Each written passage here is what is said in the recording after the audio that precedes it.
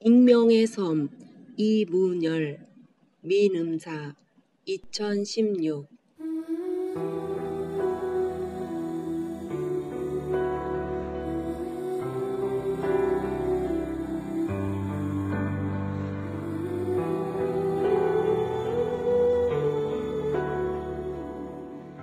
무지하고 단순한 이웃에 대한 네 정신적인 우월을 인정하는 데 인색하라.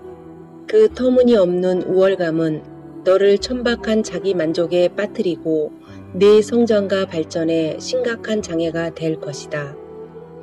나는 토굴 같은 내 방에 홀로 누워 가벼운 일글거리와 얕은 잠과 우울한 몽상으로 긴긴 해를 보냈다.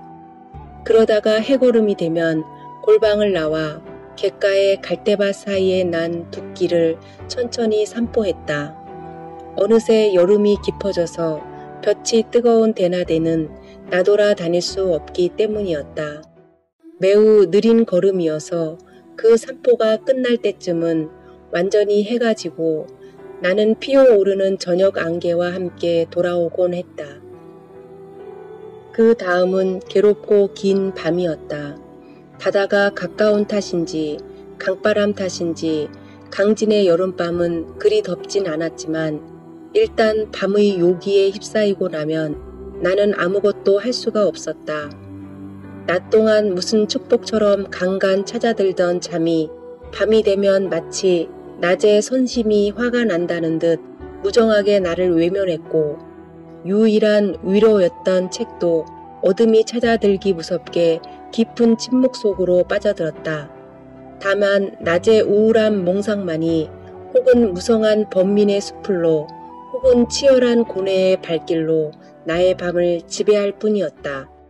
당시 내가 강진 사람들과 친하기 위해 때로 거의 비굴하기까지 했다는 앞서의 수레는 바로 그런 경우를 말했음이리라.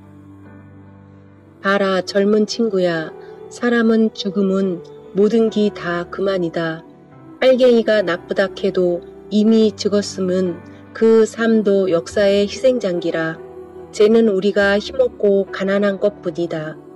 그리고 봐라 젊은이 자손되어 조상욕을 내놓고 해서는 안 되는 법인기라. 역적한테 항복한 조상을 뭣도 모르고 욕해놓고도 김삿갓은 평생 죄인 신웅을 안 했나. 하기사 젊은이 속도 짐작은 간다. 어매는 고생스럽게 살다 죽었고 누이는 뭐가 잘못된 모양이제? 그렇지만 그기 왜 모두 너그 아버지 죄겠노. 다 잘못된 세월 죄인기라. 너그들 사말로 또 그런 세월 만들지는 않아야 될 거 아이가. 젊은이사 좀 별난 이유기는 하다마는 어느 쪽이든 서로 미워하고 원수 갚을 마음 길러서는 못 쓴데이. 그람은 언젠가는 또 그런 몹쓸 세월이 오게 된데이. 세상에서 가장 강한 것이 무엇인지 아시오? 삶이요. 그게 인내하지 못하는 고통은 없어.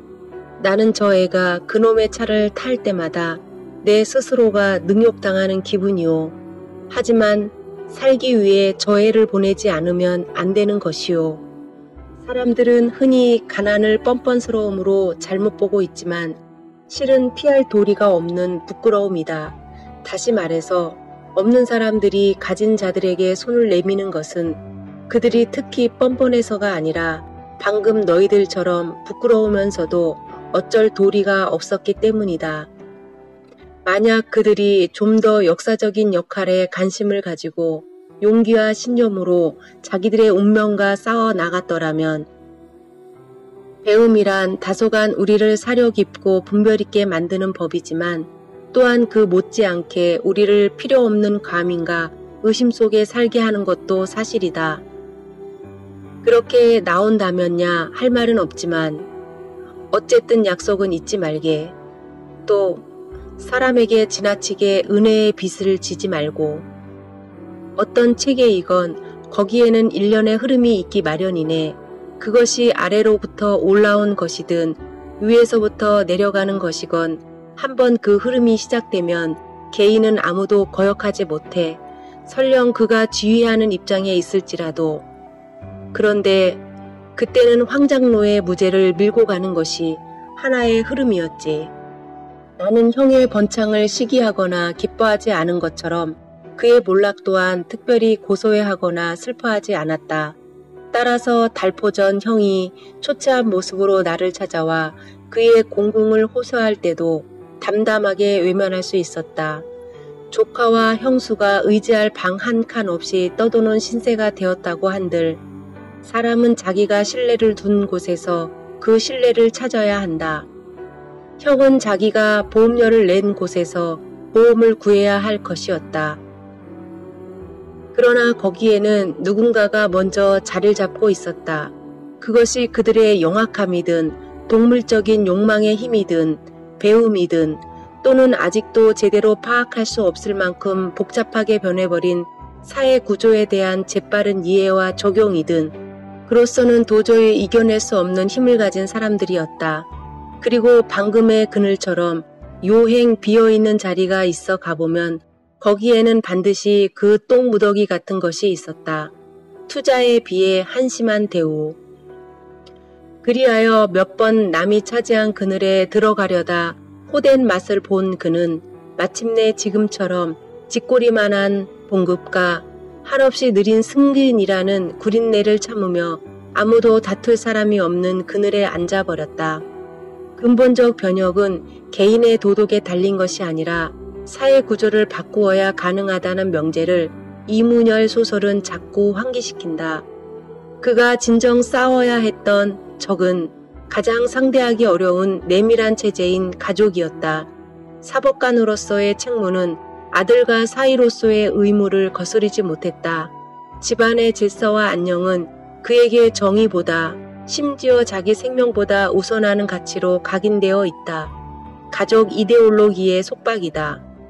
억압된 사회를 개혁하려면 그것을 이루는 최소 집단인 가족의 절대성을 부수는 작업이 동반되어야 한다. 그래야 둘 다 바뀐다. 강제로 자기를 숨김없이 공개하도록 하는 것은 지극히 폭력적인 처사이다. 사람이 비밀이 없다는 것은 재산 없는 것처럼 가난하고 허전한 일이다. 단지 그뿐일까? 비밀은 위태로운 실제를 보호한다.